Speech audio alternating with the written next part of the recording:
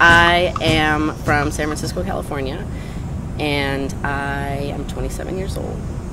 I am trying to transition into becoming solely a muralist. I work with stencils and spray paint, and the goal, the big dream would be to do this all over the world. So this, for me, means so much to be able to do this here on international grounds.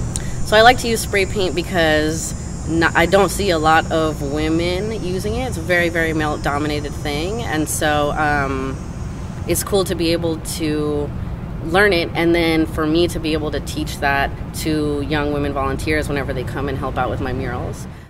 Basically, I knew nothing of what was happening in Canada.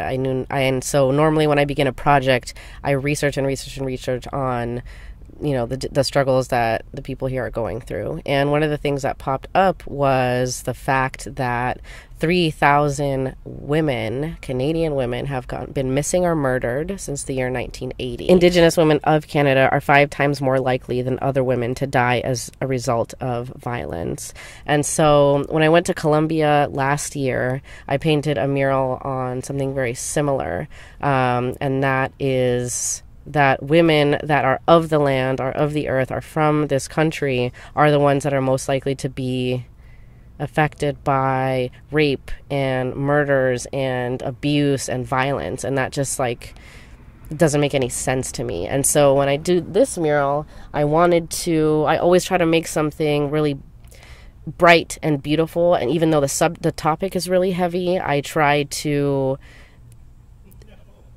make people think about something, even if just subliminally for a second. So I want to catch their eyes with the neon pinks and the ladies' like really intense eyes, but have the message be really broad and sort of positive.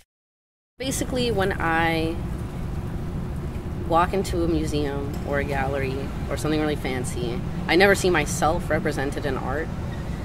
And so a lot of the subjects that I choose and the topics that I choose and the things that I choose to research and then paint on are ways that I could see myself in art. And that's being a woman of color, queer, daughter of immigrants from San Francisco, you know. And so I just feel like if I'm going through that experience, there's like a million other people that want to see themselves in art, that want to identify with the message. And so that's sort of how I think all of us women came here for the convergence, because we're all trying to do that same thing. We all don't see ourselves in the mainstream, so we're all trying to create that space for us to come together and, like, hopefully help the next generation or whatever sort of feel a little bit more validated.